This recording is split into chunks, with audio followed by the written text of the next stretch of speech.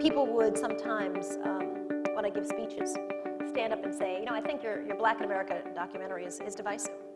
I think, listen, we shouldn't think of ourselves as African Americans. We're Americans, and everybody should stop separating themselves out. And I would think, first of all, it was only white people who ever said that. If we could just see beyond race. If only people didn't see race, it would be such a better place. And you are responsible for bringing up these icky race issues, Soledad. You should just let sleeping dogs lie. And I was like, again, okay, white person, this is a conversation that you're clearly uncomfortable with. And I have no problem seeing race. And I think we should talk about race. Well, the series Eyes on the Prize that I worked on, which was looking at the 10-year period of what we call the modern civil rights movement, so that's 1954 to 1965, was wholesale change.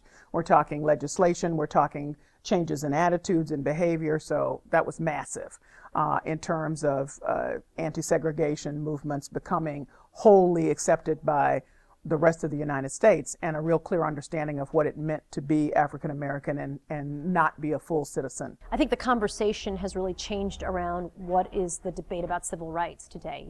Eyes on the Prize was really about the original battle over civil rights. Today, civil rights to me is about education, it's about opportunity, it's about where you get to live, it's about the wealth disparity, it's about the opportunity gap, it's about the achievement gap. So same debate, but just sort of different pieces. And I think we're analyzing the same thing, trying to tell a story about a people by looking at sort of where they've been and where they're going, but sort of different things on the horizon.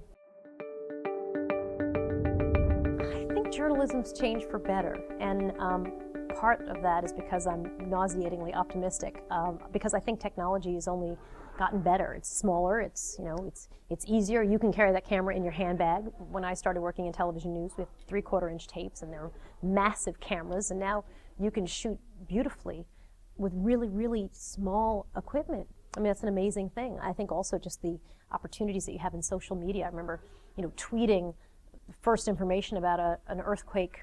It was really an aftershock from the big earthquake when I was in Haiti.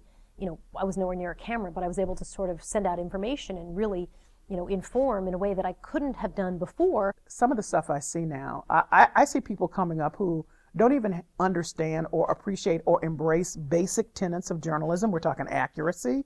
We're talking not taking money to side with whomever is in the conversation, with a lack of understanding that all voices have to be at the table. I mean, these are fundamental issues and tenets of journalism that were ingrained in me as I came up. And I don't care what you do, whatever platform you have, it comes back to haunt you if you don't follow them. I think social media reminds me of getting on the subway in New York City, right? You sit down next to someone and you say, where should I go for dinner? Who knows who they are, what they're going to tell you. They could be really have wonderful information, or they could be terrible and crazy, and you don't know. And so social media can be an amazing thing, and I often look for redundancy, what's sort of coming back up in terms of what people are interested in. But in terms of a news source, I think you're crazy if you rely on social media as the be-all, end-all for your news source, and I think most journalists do not. So I think it was quite helpful in being eyes and ears for folks, ordinary folks who were using those tools because they wanted everybody else to know what was going on. But it still remains the professional journalist to take a look at that and don't just put everything out there, make an assessment about, is this somebody we think has enough credibility now as we've been watching what they're sending out or taking pictures about or writing, and we think we can now put our name on it and say this is something you should pay attention to. That's where the role of professional journalists comes in.